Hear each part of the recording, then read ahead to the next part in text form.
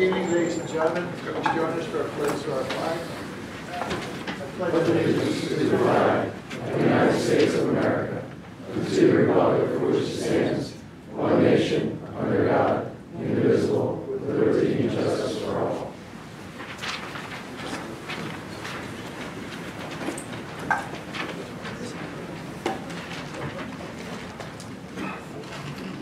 Please silence all cell phones if you haven't already checked them. And also notice all members of the public in attendance that they may be recorded via audio or video by other members of the public. This time I'd like to turn over to Mark Fisher, our attorney regarding Sunoco matter. Thank you, Mr. Chairman. The litigation with Sunoco before the Public Utility Commission is proceeding along at this point. There are two petitions pending before the Commission right now.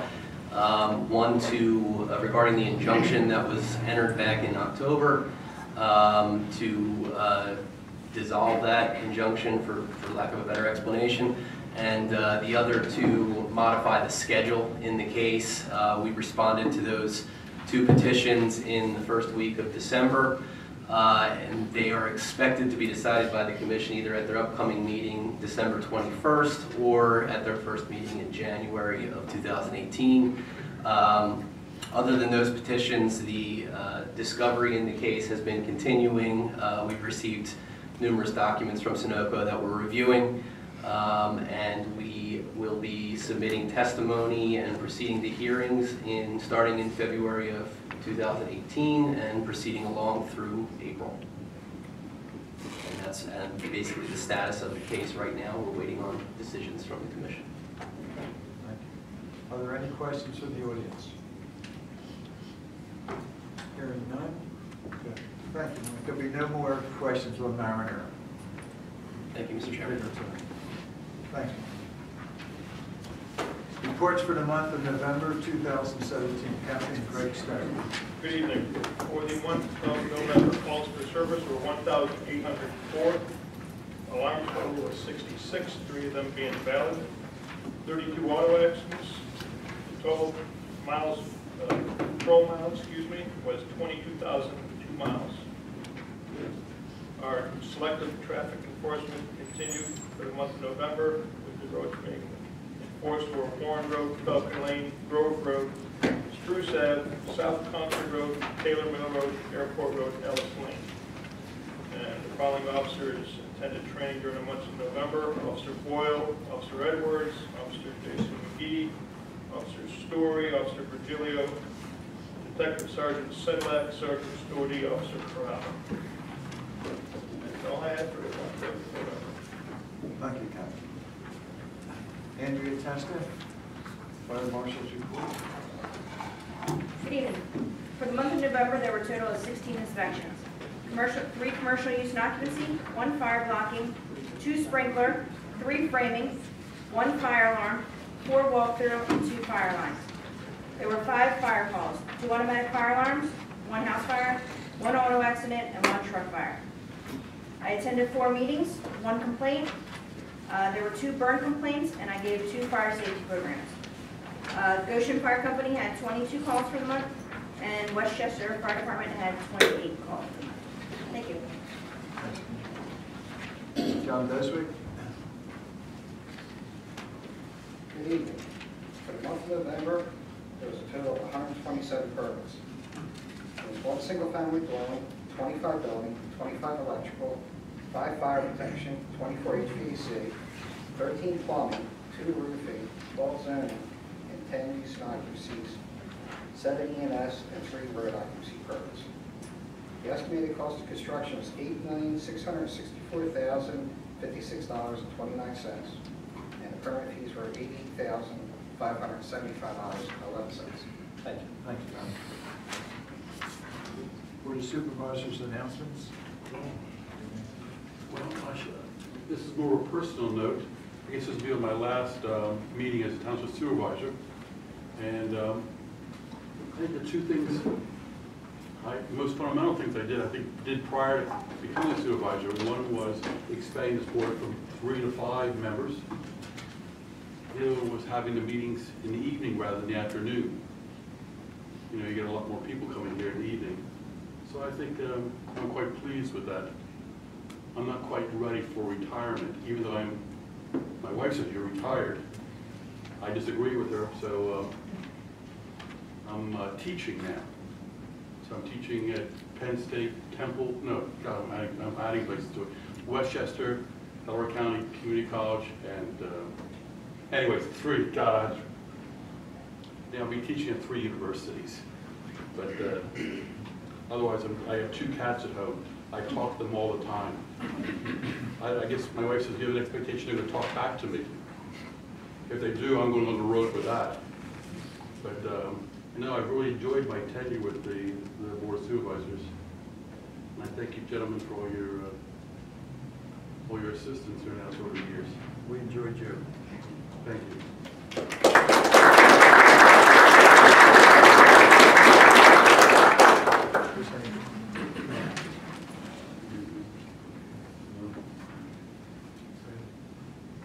We have a long agenda tonight, so I'll keep mine short too. 33 years for me, it's good. Made a lot of friends, done a lot of good things. This is a 5-star township, 5 great departments and good people. There's no such thing as a 6-star. So I just hope and wish everybody the best in the future to maintain that 5-star status. Thank you all very much. I've been part of hiring most every one of you. And I'll miss you.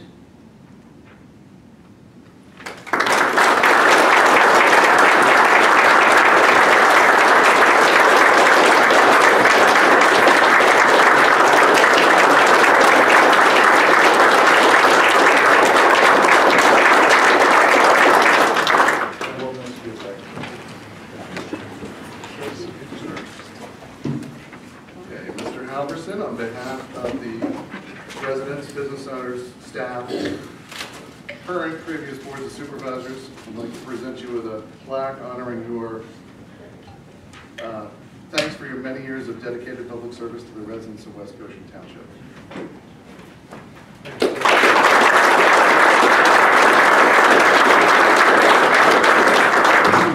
Mr. Corbo, similarly.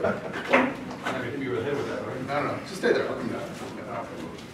This is in thanks for your 6 years of public service, dedicated public service to the residents of West Goshen Township from 2012 to 2017. Well, I'm very honored.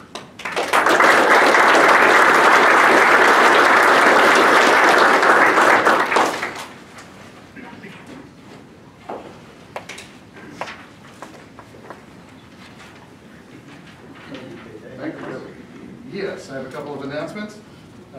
More run-of-the-mill stuff. Fall leaf collection is next Saturday, December 16th.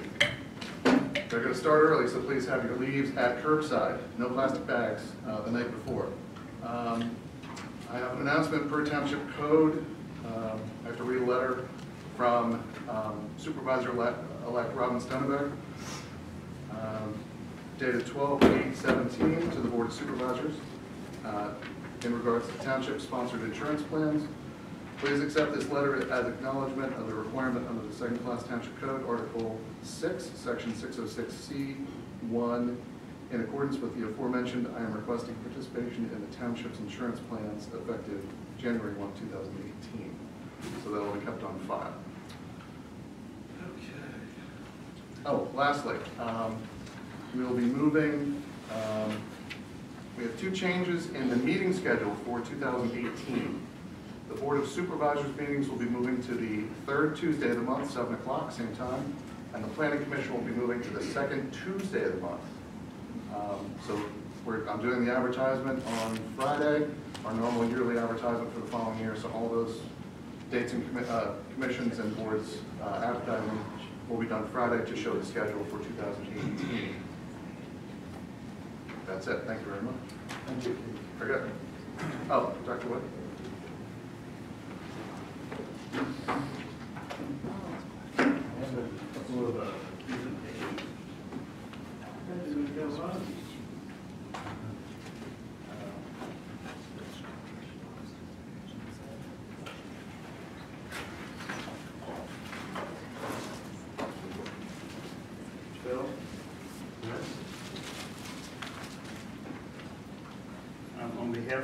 family of Dr. Robert White. Wow, I want you to accept this plaque. Thank you for your service. thank you, very kind.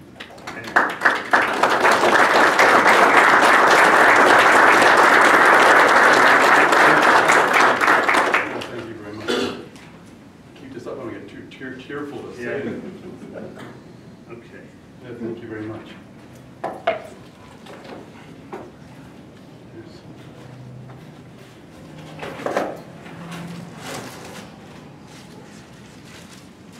Ray,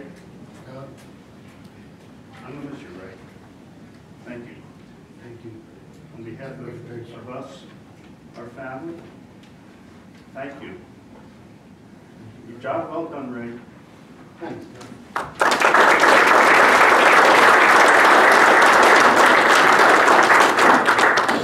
Thank you, Doug.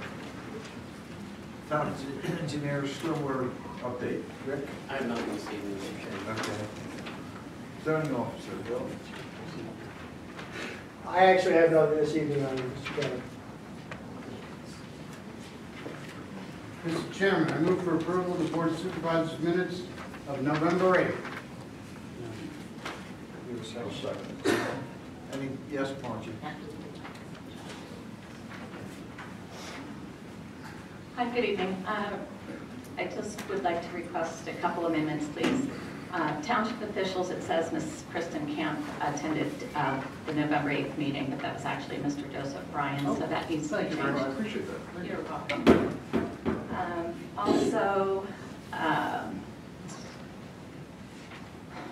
under the plus minus for the capital reserve fund, I believe $3.4 million needs to be removed.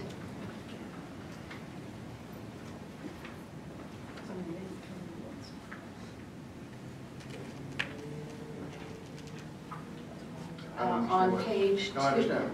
I'm not sure what. Well, you're showing there's a positive balance of $3.4 million, and there's actually a negative balance of 1.12 in the capital reserve.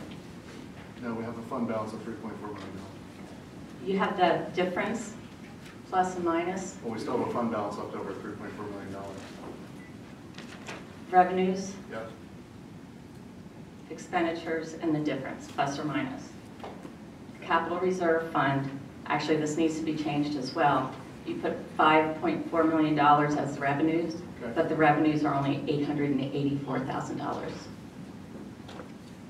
But the problem is, I thought it was just typos and clerical errors like last year, but then I went and looked at the video from last year, and these are the numbers you actually said, but they're incorrect. So, you know, do you leave them in the minutes as what you said, even though it's not correct?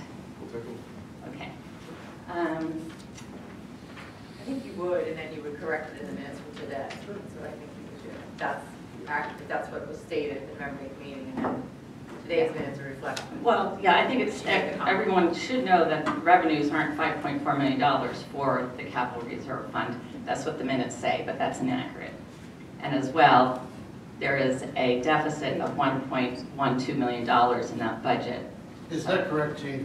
No, there's $884,000 in revenue, $2 million in expenditures, with a deficit in that fund for the year of $1,129,000. And it's showing $3.4 million on here. We'll correct it. And there's that $2 million maybe? I don't know, I keep looking for it. Say that again? It's an operating deficit. Oh. Yeah, but it's showing an operating excess of 3.4, so. Where is it showing that? In the minutes. And that's also what he, That's the ending announced last fund year. balance, is at $3.4 million. Yeah, that's balance, that's true. That number is accurate. look, That's the ending balance. I know, but it's here. You're showing it as the difference and also the ending fund balance. You're showing It it is the twice. ending fund balance. Well, that's correct, I'm not debating that, sir. Okay. Okay. And then, Ms. Stuntebeck and I both had a couple comments on what was presented last month, but you did not put those in the minutes till page 5. And I request that those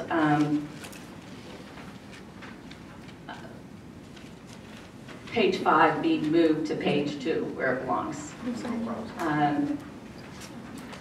And I asked that my request to objection of the, I'm sorry, I'm so nervous. I keep wanting to get better at this, but I'm not striking out. I'm strike 1, strike 2 for 2016 and 17, and I'm not going to strike out tonight, so I'm a little nervous, so forgive me. I requested in the record that I was objecting to the vote based on a violation of the Sunshine Act, and I would like that in the minutes. So, No problem with that. great, thank you very much. You're already in, because your photograph. No, I want to be hard copy then, because the video Well, is that's up to you. tomorrow. You will do that? I will. Okay. We have a motion and a second. So the motion though should be to To amend, accept the yeah, I have no problem. revisions I'll in this amend the ordinance. motion to include this. Second. Good. All in favor?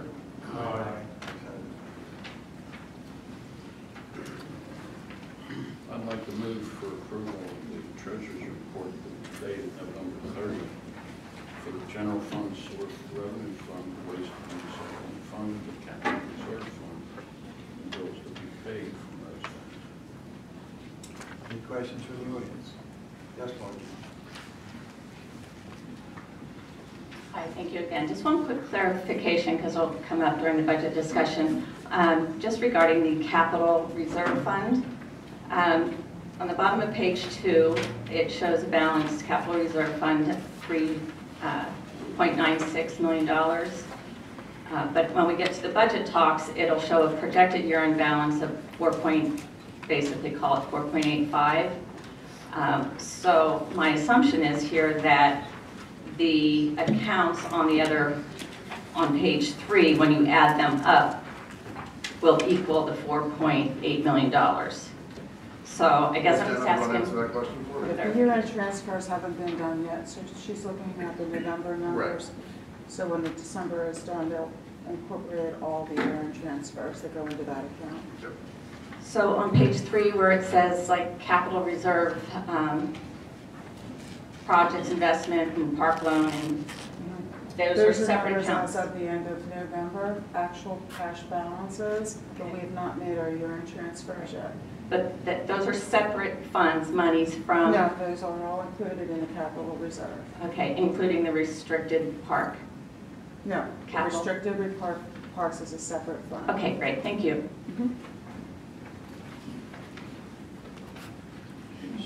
Somebody need a second. No one second. Chris? Chris, all in favor? Final subdivision for 208 Long Lane. Rick?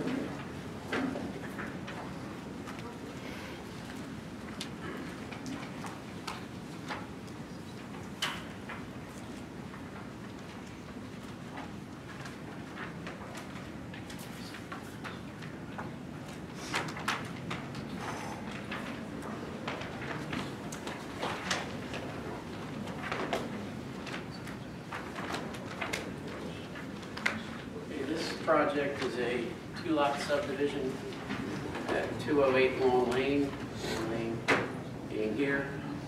The existing parcel is here, it's being subdivided into 2 separate parcels.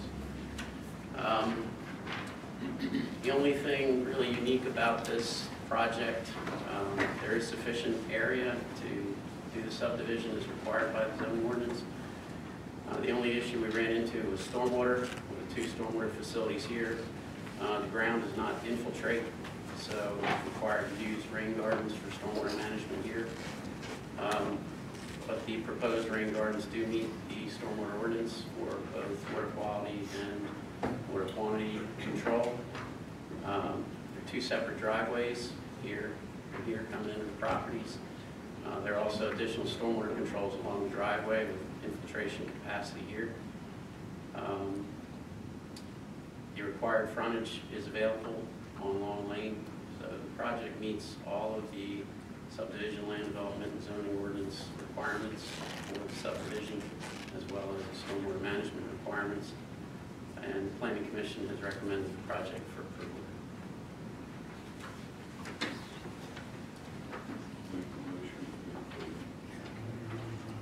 Okay.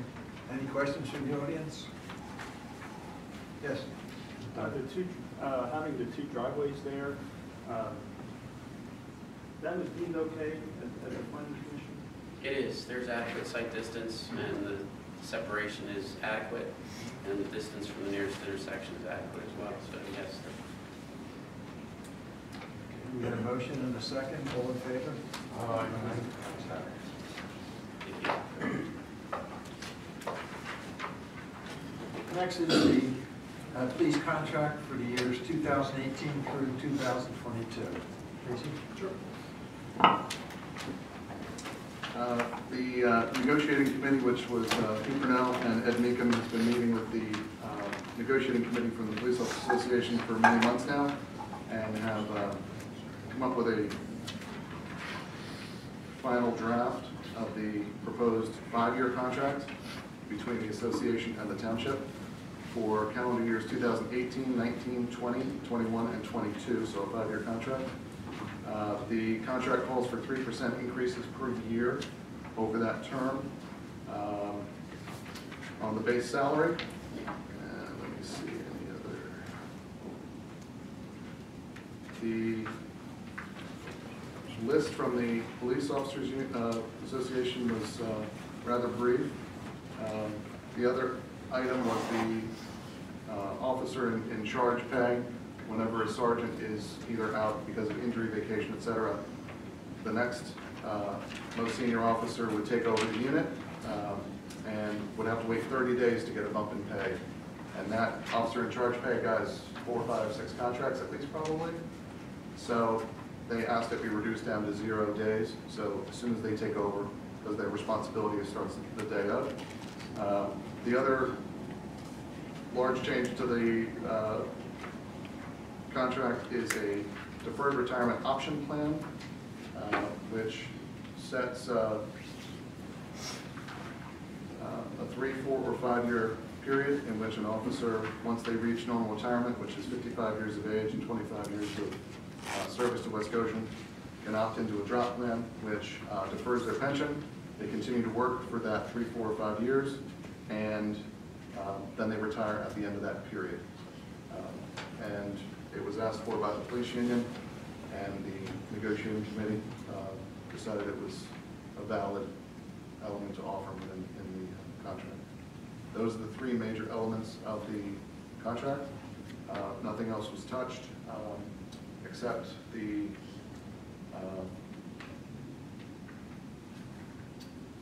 no, I think that was it. Yeah. Any questions from the audience? Yes.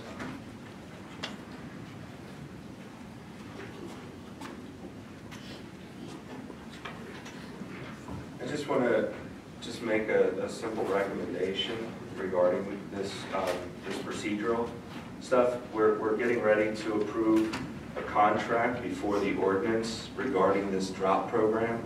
So I'd like to move the drop in front of it, just so we have already an established vote on this ordinance, so that the drop could then be included into the contract without any hiccups. And also, it would give us a chance to understand more about what this program is before we approve the contract with the police. So that's my recommendation.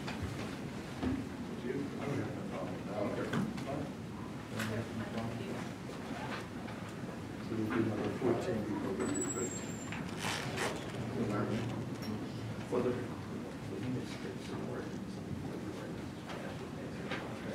Okay, so going on, I think it should be separate. Well, it's going to be separate. It's only separate votes. Separate action item. So I have not been involved in the collective bargaining agreement, so I can't speak to any of the terms of that. I was provided with a copy of an ordinance that would establish and authorize a drop program. A drop is something that was allowed through Act 44 of 2009. It is referred to as a deferred retirement option plan. It allows, permits a member of a pension plan who is or will be eligible for normal retirement to elect to participate. The collective bargaining agreement identifies who's eligible to participate and some of the more detailed provisions in terms of how many years they can participate in the drop program. So this ordinance does not establish the terms of that. It just authorizes that the pension plan be revised and amended to establish the drop program. I'm going back to the law. The law requires that drop participation begin the day following the effective date of the member's regular retirement. So again, the collective bargaining agreement is going to define when a police officer's retirement age and date is. The drop program says that if you're going to elect to participate in it, you have to do so within, I think, 60 days of your retirement date. And if you don't make that election within that 60-day time frame, you waive your right to participate in the drop program. It provides for early termination of drop participants if they decide to participate in the drop and then change their mind. They can change that without penalty. It requires that the interest credited by a drop participant account be equal to actual interest, not less than 0% or more than 4.5. Has that increased? Basically, the funds that would be paid to the officer into the pension plan will be put into a separate designated drop account. So we have advertised the ordinance. The advertisement appeared in the Daily Local News on December 6th. We also sent a copy of the ordinance because we only do a summary ad. We send a full copy of the ordinance for public inspection to both the Law Library and the Daily Local News. So again, the ordinance would amend the police pension plan to specifically have a new article, section 14-16, which is establishing this deferred retirement option program. And the preamble to this ordinance does say that this came about as a result of the negotiations through the collective bargaining agreement. So, explain the background. Perhaps if someone could speak to the time requirements, the 3 years. Sure. Explain that, 'cause I know some folks have some questions about that. Sure. The normal retirement date in our plan is 55 years of age and 25 years of service. With full agreement of the association, for the first 3 years of the contract, there is a 3-year drop period, which means the officer would enter, if they're eligible now, or they become eligible during the first 3 years, they have a 3-year drop, which is essentially a mandatory retirement. If they reach eligibility 55 and 25 in the 4th year of the contract, so 2021, they have a 4-year drop. And if they were achieve eligibility 55-25 in 2022, they have a 5-year drop. And then beyond that, it's a 5-year drop. 5-year drop periods are the norm, and we negotiated a 3, 4, and 5-year to kind of expedite the process. Sure. Okay, then we'll vote on item 14 before we do 13. Yes, Mike. Who represented the township in the negotiations? As I said, Mr. Purnell and Mr. Meek. The two of us. We didn't have a labor relations lawyer? We have one, which I consulted with, but the items requested were not significant. I only knew about this drop program for about a day and a half and just a couple quick Google searches. It sounds like it's something that needs a lot of reports and numbers. And how much is this going to cost the township? We've done the actuarial studies with our actuary. On an annual basis, it's about $200,000 in additional costs. Do the voting members of the board have those figures and that information in front of them? We've discussed it previously in executive session. This is all executive session material before it comes to the When was the board presented with the drop program? Over 2 months ago. Yeah, 2 months ago. Is it ongoing negotiation? Did the finance director participate in these financial The discussions? finance director can't perform those calculations. It's part of our actuarial service. And we had an actual actuarial service. Dave Killick at Conrad Siegel is our actuary, absolutely. We did a study. So let me get this right. We're going to ask our board members to vote on a 5-year contract, which is my understanding it's always been 3. No. And we did not have... That's incorrect. Okay. Forgive me, please. Without having even consulting our township attorney, would you recommend that we do this? without legal I'm not- opinion? I'm not the labor. We need a separate labor council for police. I don't have. I'm asking you, gentlemen, please don't vote on this tonight until you have to have legal representation when you enter into a 5-year contract with our largest expenditure in the township. So I'll leave it at that for this vote, and I'll have more on the next one. Thank you.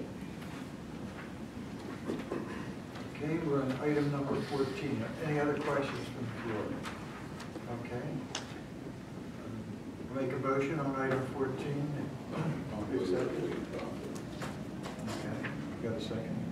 I second it. Second. First and second? Okay, all in favor? Aye. Ayes have it, thank you. And then item 13, which will be the police contract for 5 years. So the police contract is 5 years at 3%, Correct. with the drop program, Correct. with the addition of officer in charge, immediate pay. Correct. Down from 30 days. Do we have anything to add to that? Just that I say the officer in charge, it seemed it was really unfair that they be given the responsibilities of the supervision without getting reimbursed for it.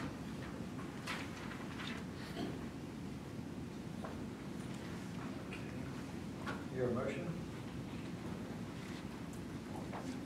Motion on the contract. I had a question out there. If that's in order, I'll make the motion. Okay, we got a motion. I'll second. Okay, Rick, go ahead, watch it. Somewhere in the tab here on the budget for 2018 says that this is a 3-year contract with the police officers. And I'm wondering why the discrepancy. We can update that. I mean, We haven't voted on it yeah, that's very true. I mean, until the board votes on it. And again, so last question was on the drop and the finances. Did we have legal representation for the township in these negotiations? In past Actually, I'd like my elected officials to answer, please. Thank you. Was the board represented by legal counsel in these contract negotiations? You're asking, It's pretty simple. You're Did you have a lawyer? you're Did asking, we have I think, representation? did we have a lawyer involved in the negotiation, actually doing the negotiations? Yeah. No, Did you we consult not with our have- we township did not have- solicitor during contract She doesn't do negotiations? that work. Do that. Okay. Police negotiation is a very specialized field, and I've never consulted with West Goshen on the collective bargaining agreements, nor has anyone in our firm. And in most of the municipal clients that I represent, they seek outside labor lawyers who deal with police. We've been doing this for a lot of years, No? so maybe we've done it right once in a while. Margie, do you want to know if there was actually a person negotiating side Yes. by side? Yes. Well, the answer to that is no. What was this passed by legal, our employer lawyer? It was. So there's been a legal overview, but if you're asking if some attorney was sitting side by side with Mr. Purnell and Mr. Beacom during these negotiations, that did not occur. And my understanding is often it does not. In the past, it hasn't, but we did run it by whatever, And then- any legal questions we had, especially the drop. Yeah, That was gone over by our counsel, not Ms. Camp, because as she stated, that area she's deferred to someone else that specializes in that. Do we have a written report from the labor lawyer That I would have to. with defer to like a memo, whether they were on board with it or it passed muster? I have not seen it. Nor have I asked. So who is anyone recommending this to the board? That's not really a position for a labor lawyer. I mean, the labor lawyer will be there to respond to questions that the board asks or the manager asks. And my understanding is that if the negotiation committee had questions, they would run those questions through the manager, who would then consult with labor counsel. So the fact that you're not going to have a labor counsel say, board of supervisors, we recommend that you approve this collective bargaining agreement. That's a policy decision. If there are specific legal questions about ramifications of the drop or ramifications of, or more importantly, I think what happens is police negotiations, oftentimes they look at what other municipalities and what is the norm in the industry, so to speak, in this area. So I think a lot of times what the labor lawyer and why it's such a specialized field is they understand what the most recent collective bargaining agreements in other nearby municipalities have, provided. And I think that's where Mr. Lalonde has consulted with counsel on that, on those issues.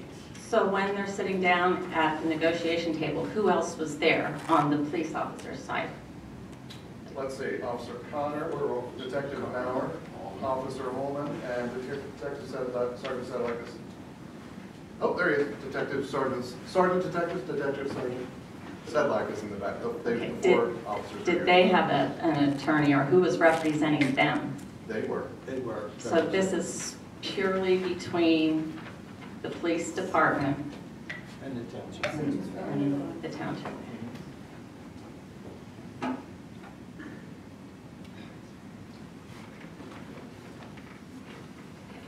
So we're entering into a 5-year contract with the Police Officers Association. Obviously, gentlemen, I hope, and I know you deserve whatever you get, but as you can tell, I have some issues up here with my board, so.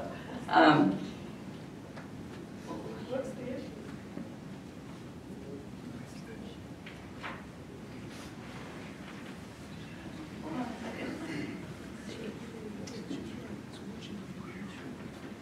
What were the sticking points? What were the sticking points of the negotiation? I don't think you should be discussing, that's executive session material, contract discussions. Ms. Camp? I agree. Okay. Yeah, the Those negotiation discussions are done in process private. is something that's exempt from the Sunshine Law, does not have to be publicly discussed. Okay. In the end, what does have to be publicly voted on is the official action, which is this contract that's before you. And what exactly, I don't know what collective bargaining is. I always thought that was a union term. We have a police union, that's exactly what it means. Okay. It's negotiations between the union and management. Okay. So And the public union comment. members are police officers. There's not like an outside. Not all of them. Not all. There are 4 management members who are outside the union. It's the 26 other officers of the 30.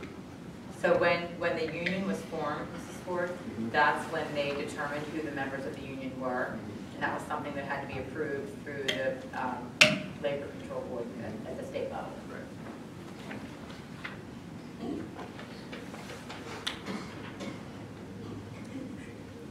And one last question, how was it determined that it was going to be Mr. Purnell and Mr. Meekum representing, sitting at the table? Mr. Meekum's the chairman, Mr. Purnell is the liaison of the police department.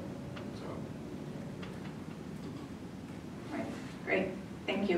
Again, I respectfully request that you run this by labor, or at least get a written memo that it passes muster. And obviously, once it's passed, that's a public document. Would you kindly put that on the website? It's a public document. Great, thank you very much, appreciate it. Okay.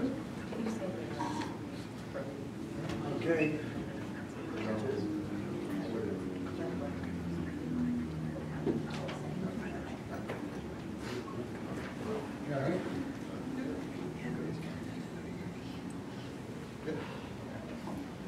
Just to the side.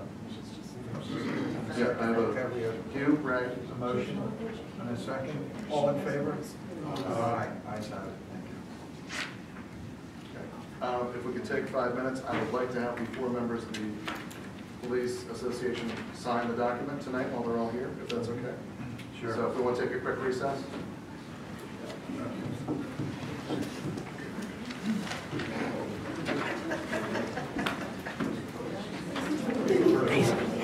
Oh,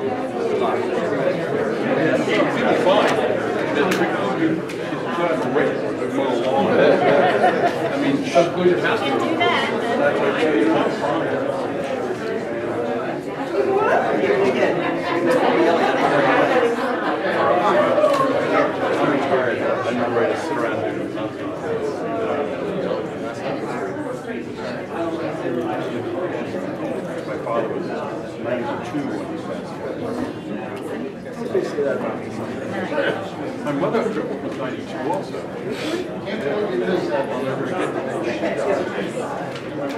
My sister called me, had a company down there, and called me. My mom died, so I'm in the car right now, and I drove it. She was down. We got up in the morning, went down had breakfast. She's still down there.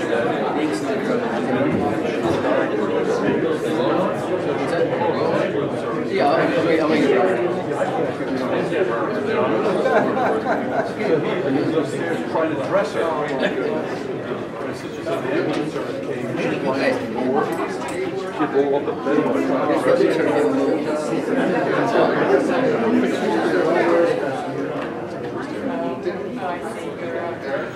My wife, she would roll my body down the stairs and down the street.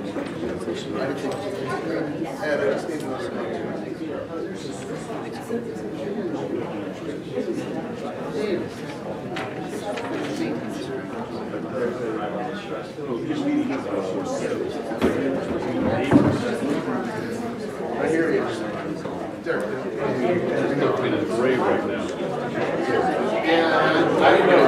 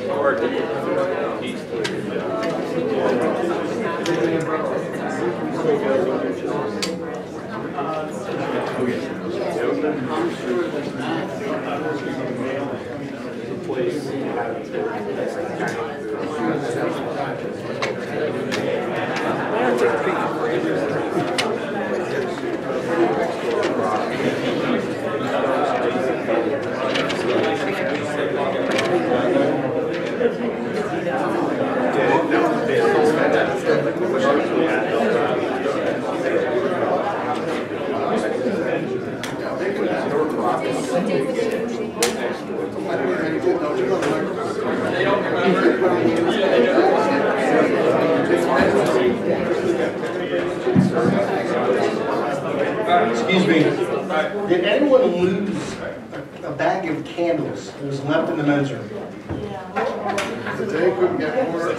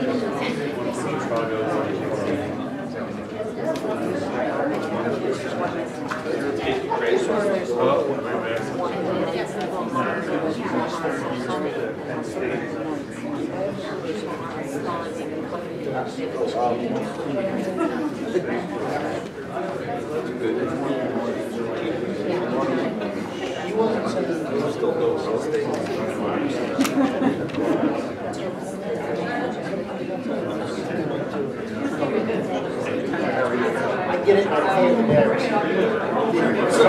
Send it to me. She's like, send it to Bill because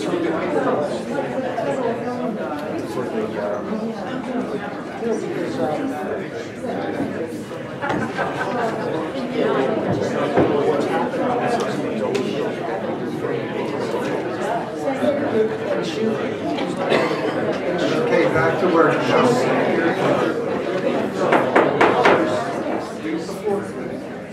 Item number 15, resolution 20 of 2017. 2018 final budget adoption. Okay, good evening, everybody, again. This is the final budget adoption for 2018 for the various township funds: general fund, sewer fund, waste recycling fund, liquid fuels fund, and capital reserve fund. We held two public meetings in October 11th and 18th. The 18th was dedicated strictly to the budget workshop. And then preliminary recommendation on November 8th, 2017 for final budget approval for tonight. I'm going to go over revenues, expenditures. But first, I want to thank the Board of Supervisors, department heads, all our staff members. This budget season was, by no means, it's never easy, but with your assistance, with our staff's assistance, it was a very good process this year. We're looking at about $179,000 budget surplus for general fund for next year, which is very good. We're still looking at, Gene, about over $1 million surplus for this year. Is that correct? Yes. Through extraordinary income, including some very much increased transfer taxes that were unexpected this year for 2017. Again, I want to thank the board and our staff. I received no written comments or questions as of today on the budget. General fund expenditures are virtually unchanged from preliminary, although on the revenue side, the revenue was increased by about $75,000, given some staff review of the real estate tax current line item. It was my recommendation to the board, and the board agreed to increase that line item by about $75,000, resulting in the about $179,000 budget surplus for next year in general fund. So let me go through the expenditures for next year. Just bear with me for a second. Okay, general fund. Our beginning fund balance will be just over $10,500,000. We're looking at revenue in general fund of just over $16 million. with expenditures of $15,894,000. With that $179,246 surplus. With an ending fund balance projected at the end of 2018, $10,692,569. We're in the same position we were in 2-3 years ago when the board decided at that time to move $2 million over to capital reserve. We're back up to that point. And just as an aside, you're familiar with the Jefferson Point apartment complex down on Matlack 202. We just received a transfer check for just under $250,000. It sold again. We received $320,000 Total.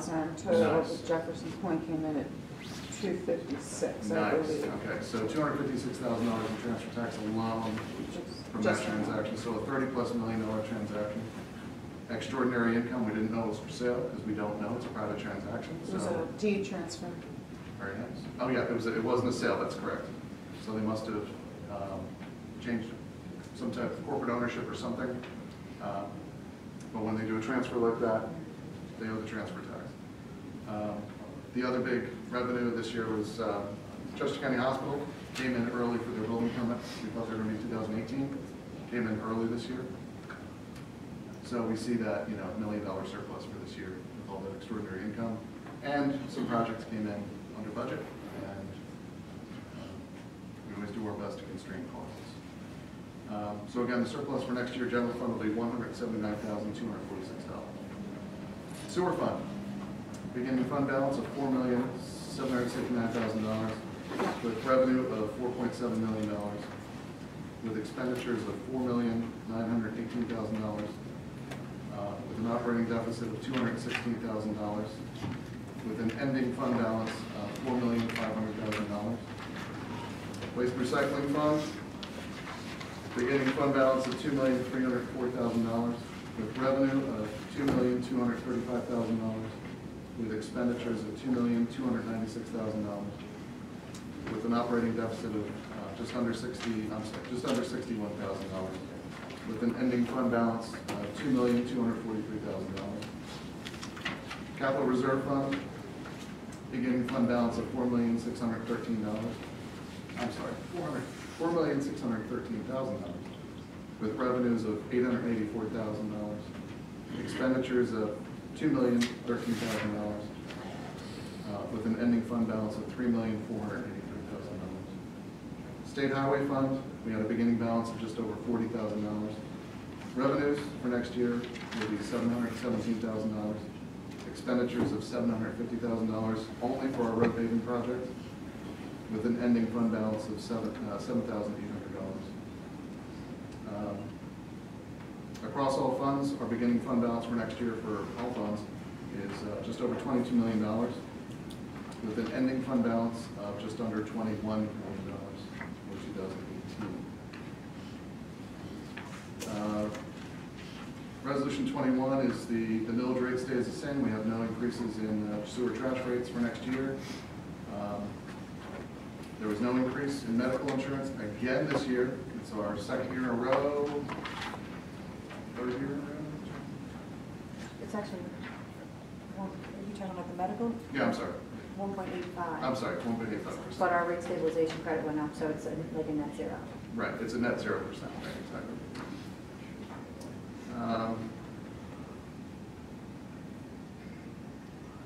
Included in the budget is the 3% increase for the police department.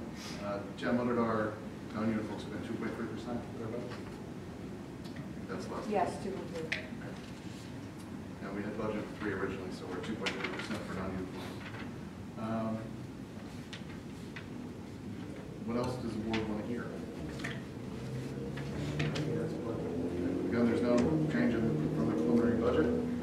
This document is in its entirety. It's been on the website since Monday, all 101 pages, and the board received theirs. Follow the process.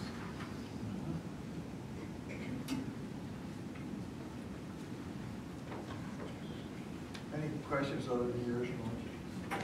Yeah, does anyone else want to go first? Should we do a motion? You can, that's You might want to be safe and just let me ask questions first.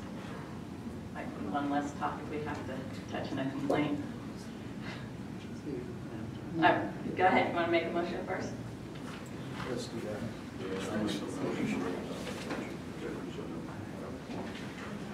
I'll second that. Okay, you're on. Okay, great. Thank you. I would like to object right off the bat, sunshine law violation. The budget that was advertised and was available for 20 days was a 24-page document, and the budget that you will be voting on, I presume this evening, as Mr. Lalonde said, is 102 pages. That was just put on the website Monday, and I just stumbled upon it. So excuse my many questions, but I didn't have access to the preliminary budget until I saw it last night at 8 o'clock. I'm sorry, the preliminary budget has been posted for over 35 days on the website. It was 24 pages. The budget portion, did you take a look at what I posted? Yep. Okay. The entire document is supplemental information. It's all the projections that are required by law. It is no different than the preliminary budget which was posted. Are those projections required in the budget? Or so when it passes, that's the budget that passes. It includes that information. There's a lot of information. There is, absolutely, of course. Yeah, exactly. And that's what the resolution And that was not states. made available for 20 days. That was only available since Monday if one was so fortunate to stumble upon it. Okay, so let's see. Again, printing out 102 pages and going through it. You could have sent notes in, questions in, you were offered that option. And Margie, the other thing too, I mean, the board, because this is the third year, and I know you take this very seriously, and I think the board appreciates it. But they purposely held two meetings because of your request. You had asked for that. Yeah, You did. You asked for those special meetings, and they held them. They had the entire staff here. You know, so that you could come and ask questions, and you chose not to come to those meetings. And that's where I didn't know my attendance. I didn't know anybody takes attendance when I come and when I don't. But you were the one that asked for those meetings. The preliminary budget, no, I've been asking for a citizen finance budget committee for 3 years. Well, you also asked for those meetings. Okay. You asked for those meetings, and they held them, and you chose not to come. No, people travel, people have family, people have lives, people miss meetings. So, especially the way this township likes to change them from month to month. And I do make vacations around these meetings, and then they end up changing them at the last minute. So, okay. I'm not going to argue. Okay, let's get back to the budget, because it is very important to me, and thank you for recognizing that. And just so you all know, I come here month to month with a clean slate. Like, I come fresh. I pretend I wipe everything off the slate and just come. And I wish you would do the same, because you treat me entirely different. If any other resident came here that had never been to a meeting and had questions about this budget, you would allow them to ask them. And I'm just asking you to do the same. It's not a matter of you asking, you fight with us. Is there ever anything we did that you agree with? Probably not. No, I'm going to ask some questions. Okay, so budget message, page 1. Or page 2.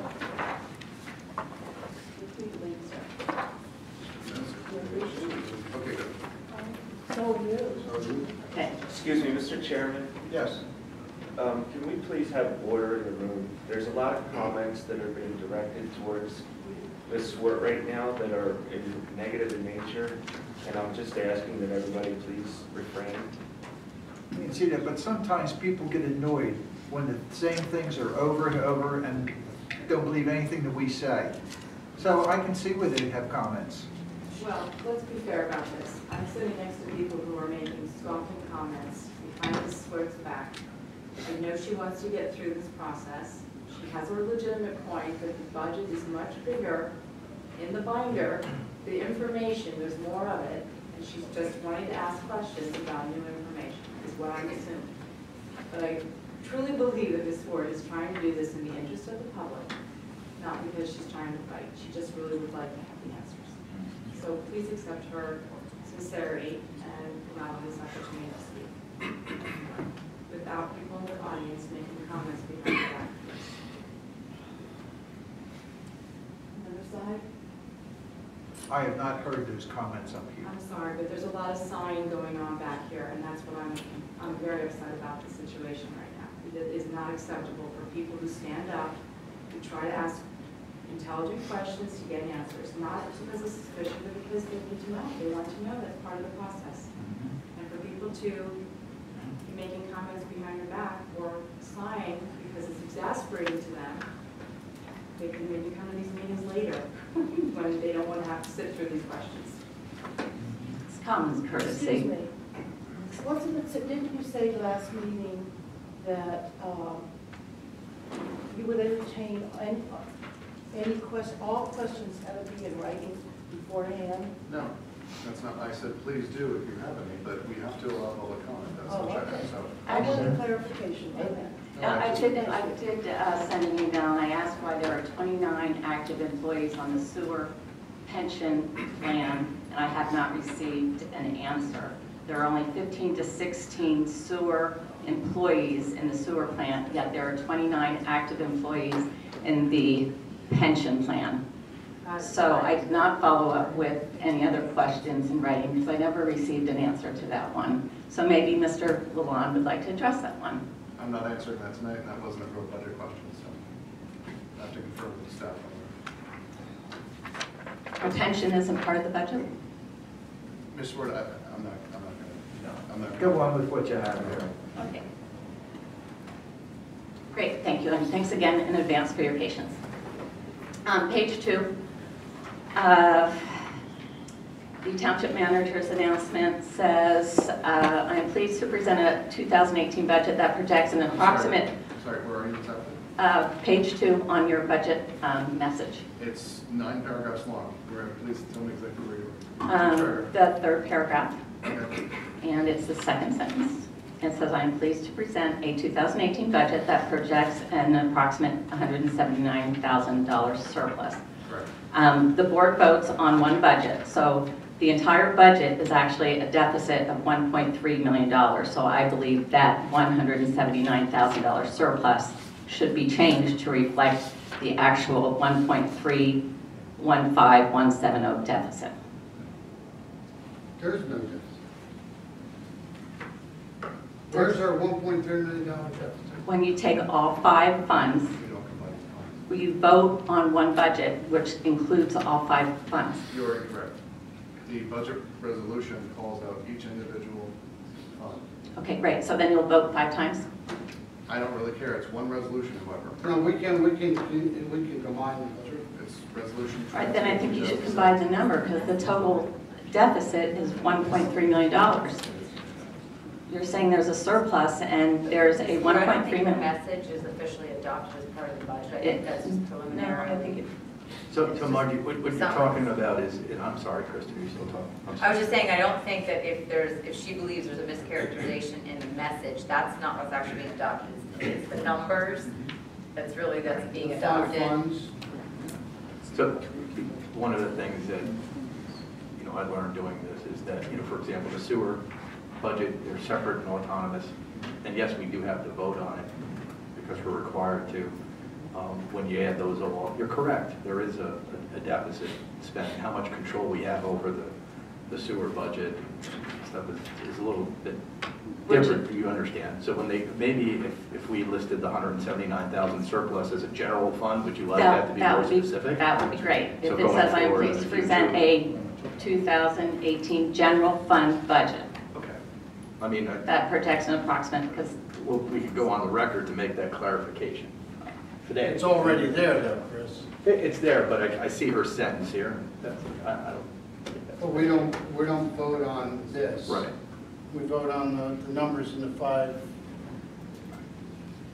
Just for clarification, I understand where you're coming from Yeah, on page 2. I understand. That's just a general You're fund. saying general fund, that's not the case. Right. If it says general fund surplus, great, that's exactly what it is. But you're saying the entire budget.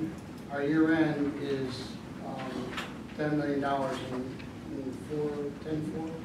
In the general fund. Yeah. So I mean, there's all sorts of ways of looking at it. What Ray said is actually correct. I mean, we had 10 million dollars in the general fund, which is a surplus. If you look at what was compared from last year, we've got a, kind of look, trying to scratch up some extra funds even in the end, asking Casey and the folks to take a look, and they came up with even some additional money. So that $179,000 is the general fund. Okay. And that should be stated in his message. Because again, I'm just not the only citizen. This is the citizens, it's our money. And you're spending 1 point, whatever that was, more million than Understood. Taken in. So, great, thank you.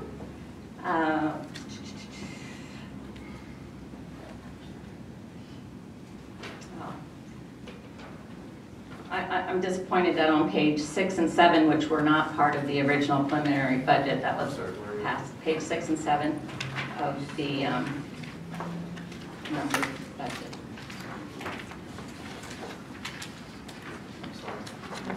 General fund. No, it's Under budget summary, Mark? it's page 6 of the budget. Starts. What's it Yep. pertain to, Mark? It pertains to. What's the header on it? Oh, you're under Page general fund 6. budget, okay. No, page General 6. fund budget. Okay, great, thank you. I'm just disappointed that you don't show the $2 million transfer that happened in 2016 as an expenditure, because I do believe that that was recorded as an expenditure. Ms. It's Ms. Dillon, do you an want to other answer? operating expense, and it doesn't get included in regular operating expenses. There's a difference, Margie. Okay, great, thank you.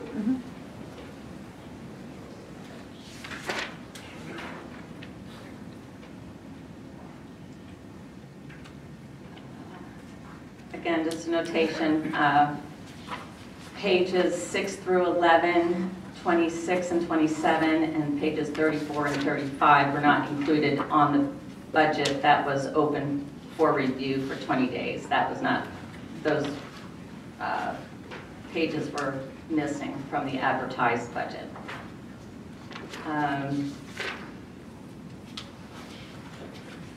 The Escape and the Explorer that have been sitting outside the Public Works garage for 5, 6, 7 months. I'm curious what's happening with those. They are in complete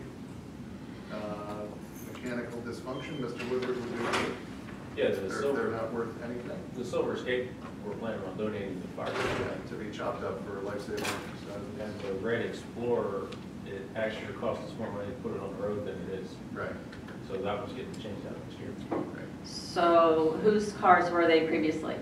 Oh gosh, they are, let's see, Ed Unger's building, from 2005. They're that old. And then it was a pool car. The Explorer used to be Andrea Justice Fire Marshal vehicle. Then it was a pool car, and now it's junk. So they were replaced in this year's budget since they have been out of use for? No, they've been taken out of service. Okay, great, thank you. On page 14, I just got to touch on it again. Where are you? Page 14, General fund? yes. Manager, could you just confirm that figure includes yours and the assistant manager's salary, or is that just your salary, a portion of your salary? Both. Both Portions of their, portions of yours and, Mr. Davis. okay. 40%, I know you were going to check on that from last time. His last one. 40% out of sewer fund, 60% out of general fund. Okay, so 60%, this figure is 60% for both Casey and Derek, thank you.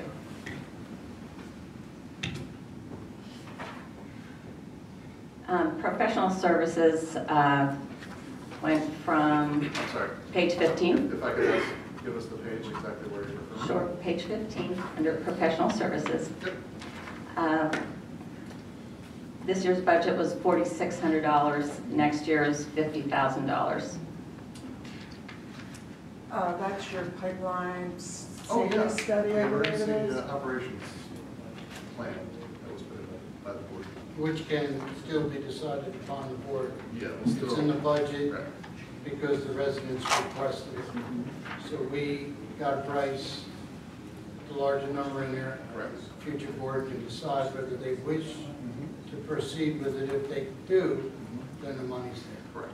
Okay. And major capital equipment just goes from 60,000 this year up to 304,000 next year, and I'm curious what's in that 304,000 for major capital equipment under admin. Your new generator, It's the emergency generator for this building. Yeah, that's the bulk of it. that's the bulk of it. $250,000 for this generator out here, which was the original generator. Yeah, it was 20 years. And it does not operate this building. You'll have to cancel township meetings No, we have. if you need air conditioning. Yep. Because it doesn't run everything, doesn't run all the PCs. Nope. So it's not. And could you please tell me what the tax collector does for $28,000? He does his duty under the Second Presidential Code. He collects the taxes. He does all the certifications. He communicates with residents, business owners on their taxes. Now, Mr. Keenan told us that he called and talked to you extensively on the phone. Say again, Mr. Keenan, did you call Mr. Keenan? And you asked him the same question, and the answer wasn't satisfactory? Not really.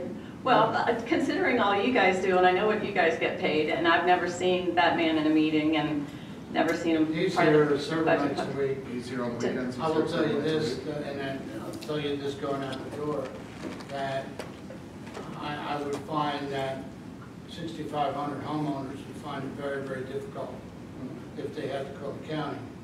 But he doesn't have office hours here at the township building. He's here on his own at night, he's 3 nights a week. And then what's the difference in the duties between the elected tax collector and the deputy tax collector? Well, she provides instant service for phone calls and emails.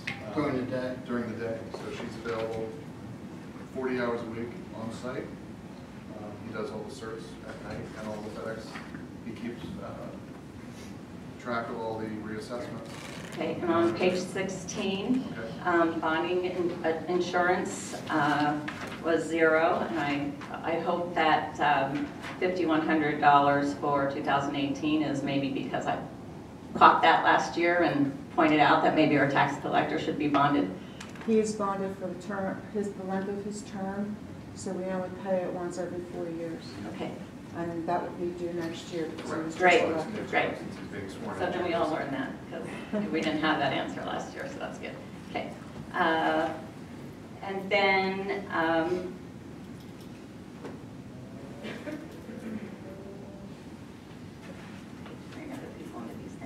on page 16, under legal and engineering, is the engineer, is that our consulting engineer, Carol? Or is that Mr. Craig? It's Rick Craig. Okay, then where is the consulting engineer expenditures? Most of the Carroll Engineering's fees are rolled into the Streets Department paving program for 2018 under their streets budget. He's our appointed consulting engineer, but he doesn't have a separate line item or? It's separate in the paving. It's in the streets budget later. Under buildings, wages, I see in 2016 there was an amount, but 0 in 17 and again 0 in 18. Was that, I take that with Mr. Halverson a portion?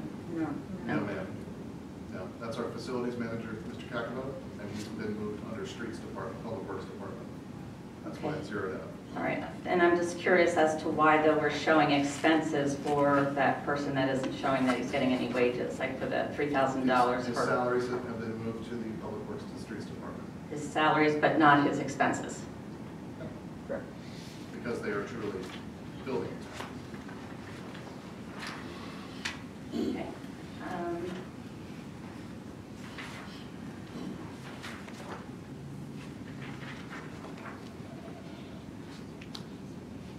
And just curious about fire pensions, when we have an all-volunteer fire department, how's that work? Again, please tell us where you were in your book. Page 19. Page 19.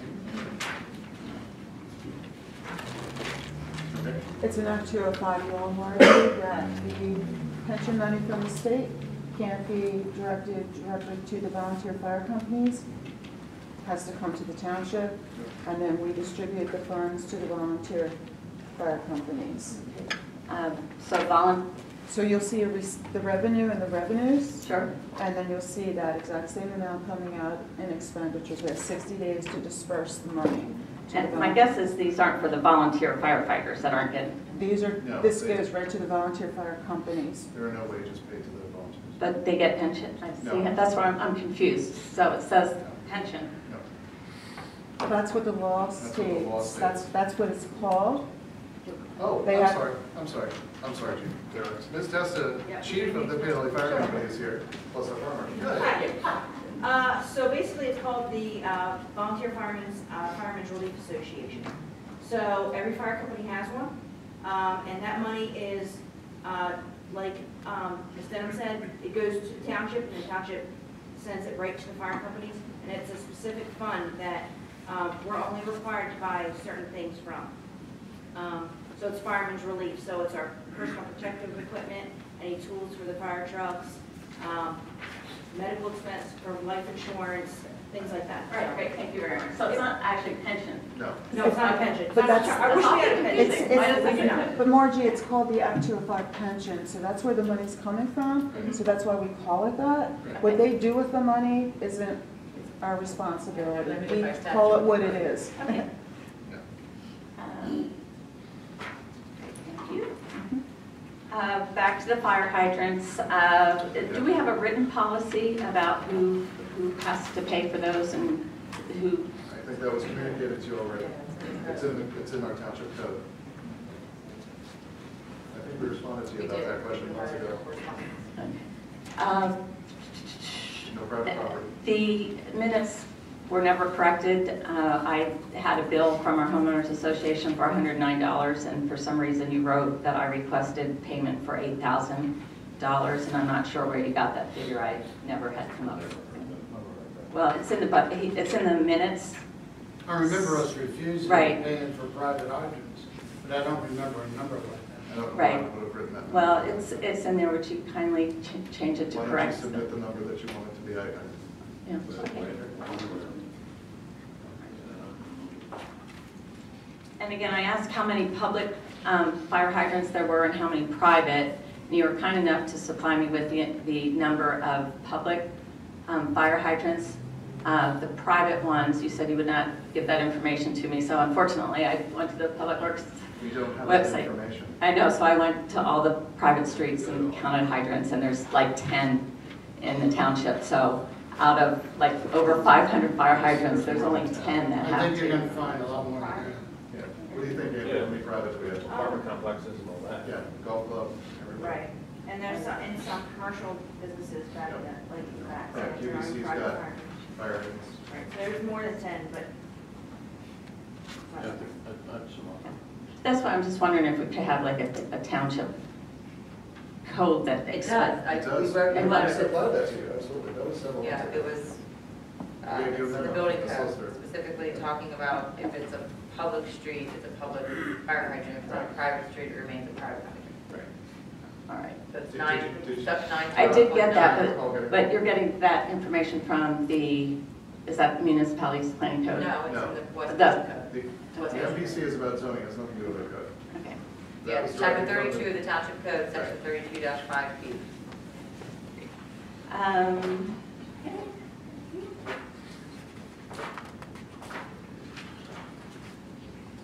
Administration, page 29.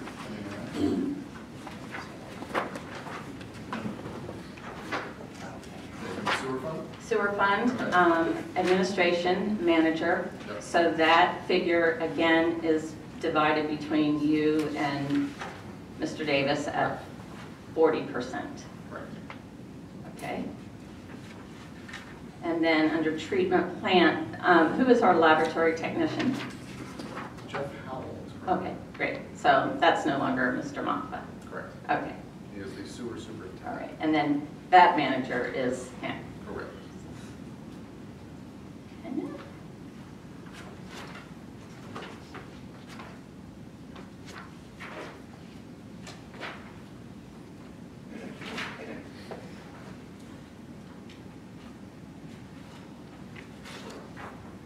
sorry.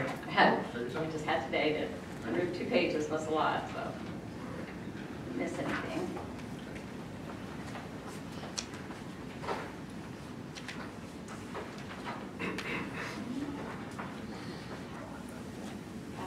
Capital Reserve Fund. Page 43. And I believe Ms. Denham answered that one I was asking about.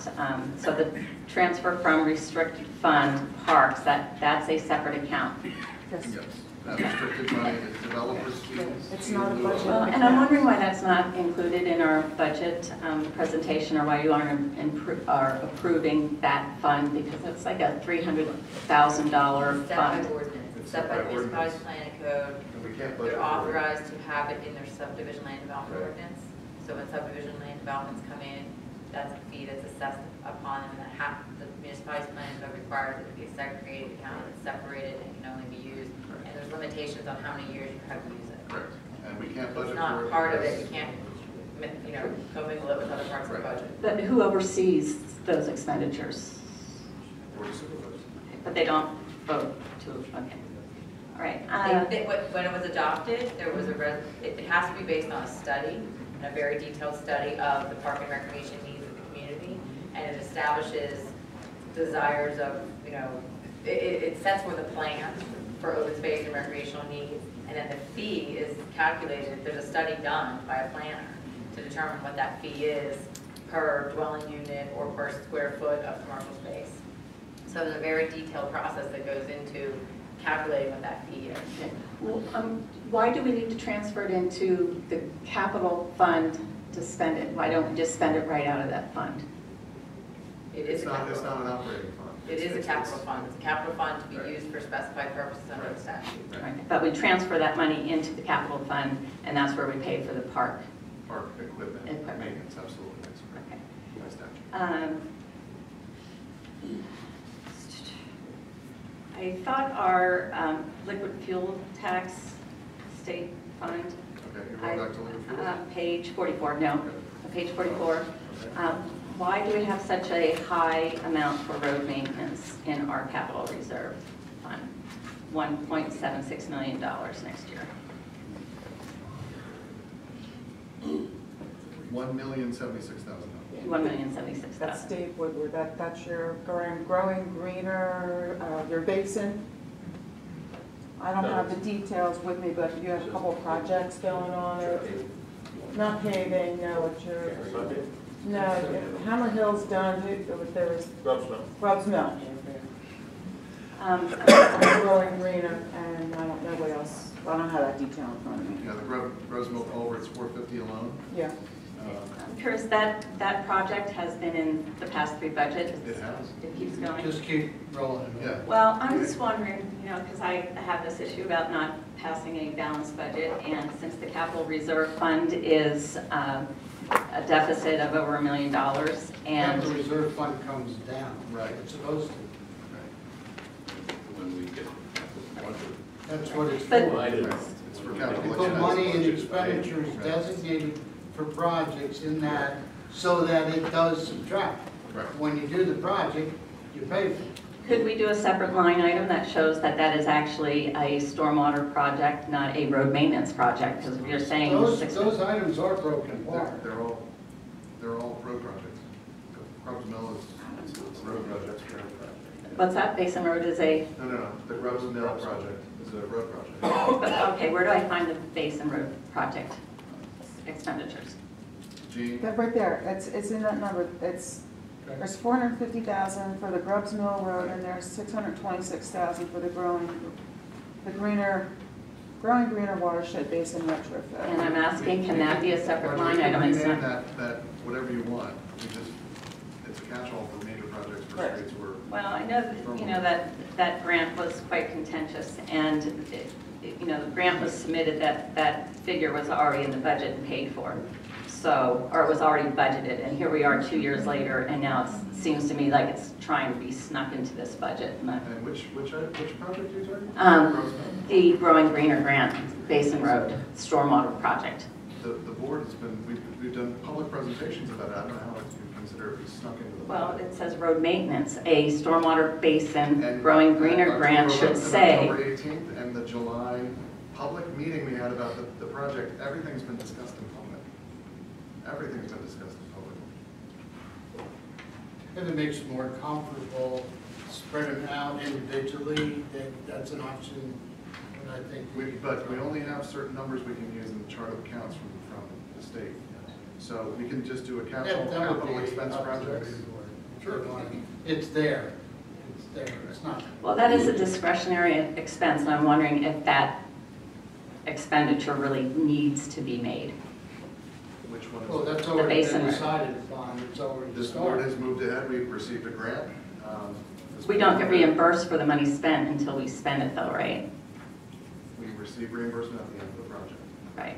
So we could choose not to do it and maybe spend that $600,000 on traffic signals or something else. I mean, it's We'll never get a grant tough. from the state again if we turn that grant money back, Margie. There are ramifications on getting this far. We're 40% done with design. Okay, but no shovel in the ground yet. And did the studies come out okay as far as the studies? AKRF had said they were doing some studies to make sure the ground was going to They're hold. not doing studies, they're doing design. Design, okay. They were just making sure the design, that whatever they were planning to do was going to make it better, not make it worse. So. I'm not sure how we could make it worse there. Okay. Then I'm not sure if I have these in order and they're not numbered, but it's a West Goshen Township General Fund 5-year projection. I'm sorry, could you tell us where you are again? West Goshen Township General Fund 5-year projection. What page would that be? It doesn't have a page number. Okay.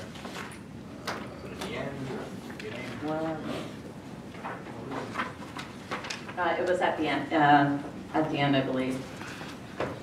2017 through 2021. At the very end? It would be great if you don't find it. I'm actually going to ask that it be removed from the whole document because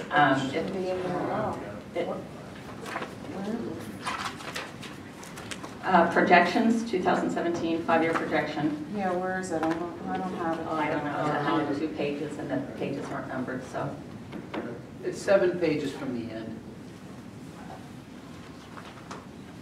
I don't have it. In my book, I don't have it in my book. It talks about, It's not part of the budget. Yes, I mean, it's not, it's just supplemental information. okay, can we make sure that that's not included in the budget? It's not part of the budget, it's just supplemental information. Okay, because it's talking about the Reeser land development over at Woodlands at Greystone. Okay. So I don't think that needs to be part of that.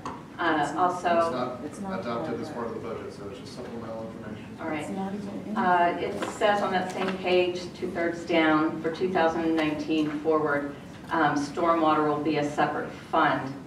And the only way I guess you can really supplement a separate fund is with fees. So why are we discussing a stormwater fund in 2019? It's a projection for 2019 forward, that is 2 years from now. It'll be up to the new board to do whatever they want with stormwater. All right. That's all. It does say for 2018, assume the following expenditures out of 01446. Sure. Do you have a report? stormwater, that's a department of stormwater. Right. Okay. Army Corps of Engineer work, TMDL, engineering, and stormwater materials. We budgeted those before, something. All right. And then the following page, I don't know if I had my pages in order here, but that's where it said police new 3-year contract. And at the time, that's what was projected. The board just approved the contract tonight. Okay. When was that change made in the negotiation process from 3 to 5 years? Do not discuss any negotiations, I'm sorry. Don't do that, please. Can't do that. Exactly. All right, so good. And it does say this is a planning tool and not a funding document. Absolutely, Okay, it's not good. adopted part of the budget, absolutely. All right. Yep. Great.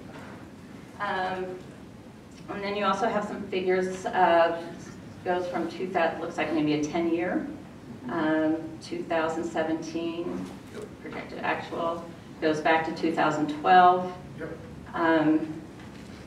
I'm wondering why 2015 and 16 weren't included in those numbers, because those are the 2 years that I really have concerns about.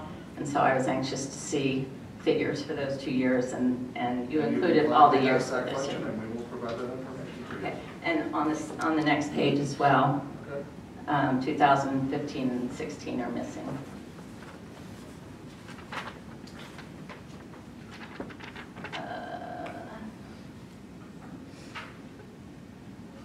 And again, West Goshen Township Capital Reserve Fund 5-year projection. Does this get voted on this evening? The budget gets voted on this. What do the minutes say? It doesn't say something about what you're voting on, or not the budget, the agenda. The resolution. To. The resolution states. No, not the agenda item. Does it say a 5-year capital plan? I'm just curious if that's. Yes, it does. Okay, so that would be part of what you're voting on. And that's part of the resolution. Okay. And again, on that page, it's not numbered, but for 2019, on all stormwater-related expenses to flow through the stormwater fund. And if you're voting on that, I'm just asking that stormwater. We'll take a vote by the new board to establish any fees or any new funds. It's not up to these guys tonight. 2 of them are leaving office. They're not voting on anything for 2019. Oh, good. So we are looking at this again come January. Great. That's good. It sounds like a confirmation. And then also the 5-year projection. That's your question answered. That's not to back in this. You'll be looking at it when you get the permit. That's when you'll be looking at it. Probably sometime next year. Yeah, March, Don't, April, May, June, don't July, be November. positive that it'll happen in March. No. On the 5-year projection, you start with the 2017 projection actual, and might I ask that you include what the actual budget was, 2017 budget. I think those are important. That's an important column to have. Just to start it with 2017 budget instead of showing what the actual was, because obviously, as you said earlier, revenues sometimes $1 million difference, or projected deficits are 700,000, but it only ends up being 2. So comparisons, I think, are really important to have when you're looking at budgetary figures. Okay.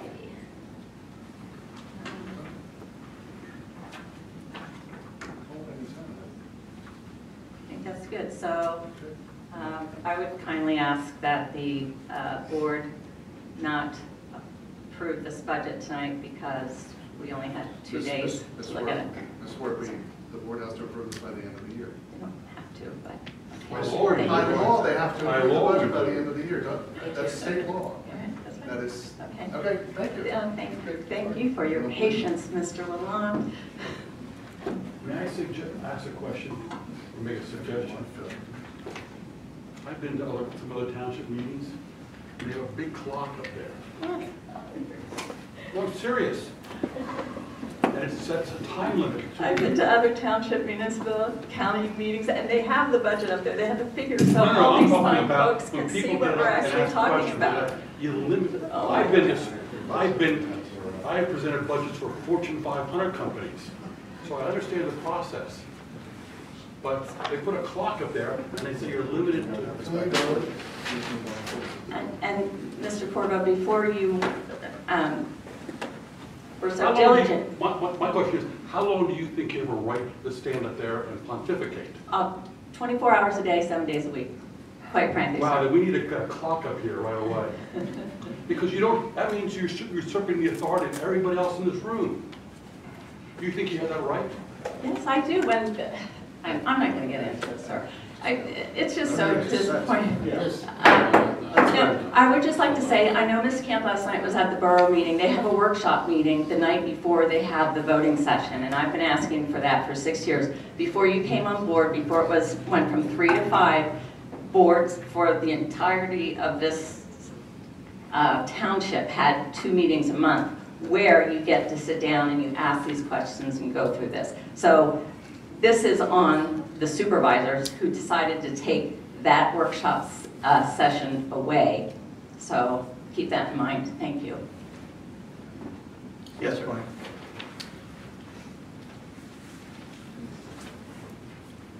Can I get your name, sir? Mike Short. I'm sorry? Mike Short. Short? Good. This is my first meeting. You guys, in a bipartisan way, do a hell of a job watching the budget. I looked at the budget. To me, it's self-explanatory. The one that concerns me some is, and I know you're getting a lot of pressure from the community, is about the pipeline. And I saw that, I think the legal costs being allocated to that are going up quite substantially. I personally would rather you take a realistic approach with that. You're not going to beat these guys. You have to coexist with them. The pipeline is actually good for the community. It's bringing a lot of jobs into the area. I think a couple of the folks before negotiated some deals that maybe they're not the best deals, but they're probably the best you can do. So I would much rather see those legal costs going to Parks. Casey, you do a really good job. So Thank you, appreciate it. the new board, when you come in, control these legal costs because that company could literally bankrupt this district, this area. So thank you. Thanks, Mike. Okay, on the budget, we have a motion and a second. You and Ed second. Yeah, I just want to say that the budget's not going to please everyone. And there are certain aspects of the budget that all of us can disagree with. I don't mind people participating and asking these questions because there's nothing more important than the budget when it comes to how we operate and how we fund and how we go forward. So that's part of what we do while we're here, while we took the oath. Sometimes it takes a long time. I could think of a lot of things I'd rather be doing, but I signed up for it. So I don't mind that, and I hope people keep in mind that we can agree to disagree. This is the best budget I've seen on the 2 years that I've been here. There's a lot of things I'd like to see differently, but realistically, it's about compromise sometimes. I do hear people often say that they would like the budget presented and the process changed, and I think that's a legitimate thing. We could always improve on that. It doesn't have to be adversarial. We could look at this as a and also rather than an either or. So keeping that in mind, I'd like to proceed with the vote. As I said before, there's some things about this budget not all of us would be happy with, but maybe that's the best result. You've got something that everybody's totally happy with, maybe that means there was a compromise, and that's the best we could do. And that's what democracy is about. So I'm ready to vote. Come on. Tom has a question.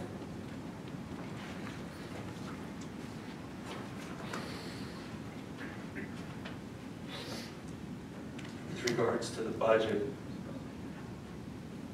I would personally like to see it reduced in some way, shape, or form. I've always believed if we can't reduce by 1%, something's wrong with us. I say that at home, I say that everywhere I go. With regards to this issues about legal fees and this pipeline fight, how much to date have we spent approximately on this battle? Special counsel alone, about $500,000. I don't include all the hundreds of hours of staff time for Ms. Camp, I'm not sure. So let's just say for the sake of argument, $700,000 with staff time. I think it's low. We've been doing this for 3+ years. My question is this project impacts hundreds and thousands of people every day. Is my son's life worth less than $700,000? We haven't stopped the process. This notion that we should stop fighting this corporation, using our budget to do so, we have a duty to protect everyone that lives here, works here, travels through here, and attends any function that we have. That is our job. But with regards to budget expenses and legal, we spend a lot of money on our legal fees. We spend a lot of questions going back and forth with our solicitor's office. I currently have a right to know request. I'm looking for specific information regarding this point. I also was given information from a separate right to know request. A simple right to know request has cost the taxpayers $12,450 to keep information that was deemed to be discoverable in the first place. That is where a lot of our expenses are going. What you were saying about what Ms. Swartz was doing, I agree that sometimes she can go, she's passionate. But people have to ask questions because the board has been non-responsive. And people need to ask questions. I can show you countless emails over the years that I have sent to this board, every single member, and not received one reply about anything. So when questions arise, because we don't trust because there's information that we want to know. So expenditures are real. We all have to deal with them. The budget, I don't care what it costs to protect this community from this dangerous project. They have proven time and again that they cannot be trusted. They break the law. They put us all at risk. If 700,000 is a low estimate, let's say 1 million. How much is 2 lives worth? 10 lives. The lives of those kids that live at that, or that go to school at the church, or the countless commuters that come into our township and pay our tax for working here. We need to protect them as well. So the expenditure, if we do this smartly, which we seem to have been doing smartly to this point, I don't care what it costs. We need to continue it. We haven't stopped. To Ray's point, we're still in this litigation. We're not giving up. And I can understand different points of view when it comes to the pipeline. The bottom line is we had an agreement. And Sunoco basically, with the utmost of audacity, violated that agreement. So what are we to do? A complete lay down Sally and let them walk all over us and do what they want in our very own community? I mean, we do have an obligation to all the folks, all of our residents. So we decided, and it was a hard decision because we realized it was going to be a lot of money. It's going to be more money. But if we fail to act, and if we disregard that type of violation to all of our citizens, what's next? And what are we sitting here for? So, we are dedicated to it. This is a bipartisan effort going forward. There's some sacrifices because of the expenditures, but we all feel that it's well worth it. Thank you. Okay. We have a motion and a second. All in favor? Aye. Aye. Good. I'm sorry, next is Resolution 21, 2017. Very simply to set the real estate tax millage at 2 mils. I think we've changed it, and I will make that motion. I'll second. Any questions from the audience? Hearing none. All in favor? Aye. Excellent. Good. 17, zoning casino resolution number 22, Kristen.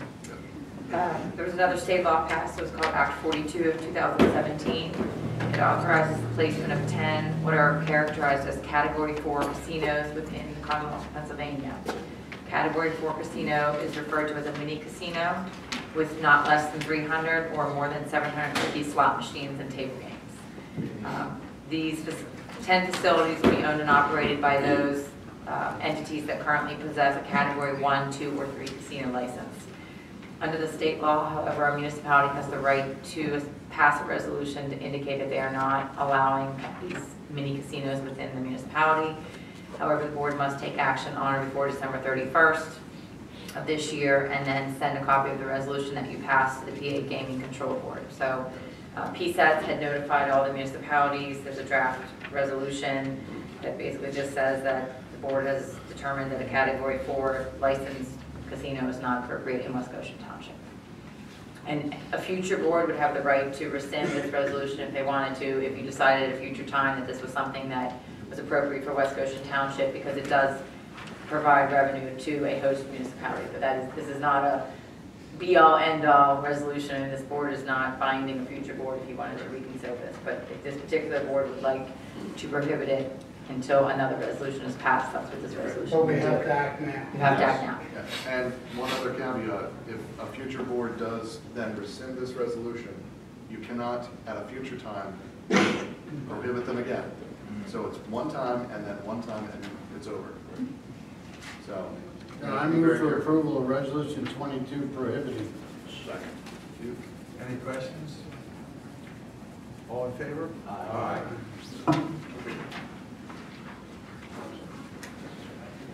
Act 44 pension advisory services discussion. Sure. Back in 2008, we had shortly after I got here, I took a look at our pension advisory service. I won't name the firm. We were paying anywhere between 1.5% and 2% in management fees a year. I didn't see the value in that. So Act 44 was established, I think, what, in 2012, 2013, I believe, which... Is that the same thing with job? Yeah, okay, 2009. If a board of supervisors wants to change their pension advisor, which provides a third-party pension advisor service to your existing pension plan, you have to go through the Act 44 process. It's a very rigorous public advertisement, interviews process. We did our search back in 2008 and came upon Vanguard. Everybody likes low-cost Vanguard. We've had very good service from them since 2008. Just as to do due diligence in a changing financial atmosphere, we decided to go through the Act 44 process officially for the first time. We did that over the past 8 to 10 months. After extensive interviews, site visits to various firms, it's been recommended to the board that we still stick with Vanguard. Given your 1.5% to 2% pension advisor services we were paying for before, we're paying 0.14% now for our $27 or so million in pension money. So it's very low cost, very good service, and our returns are just about meeting our actuarial assumptions on a yearly basis. So it's staff recommendation to stick with Vanguard, and if the board has any questions, if you could reaffirm that, if you decide to do that. I'll make the motion to affirm. I'll second it. Any questions from the audience? Hearing none, all in favor? Aye. Good. Hearing. Any other items before the board? People can stay for the hearing if you want. Now we have the Make a motion, we adjourn.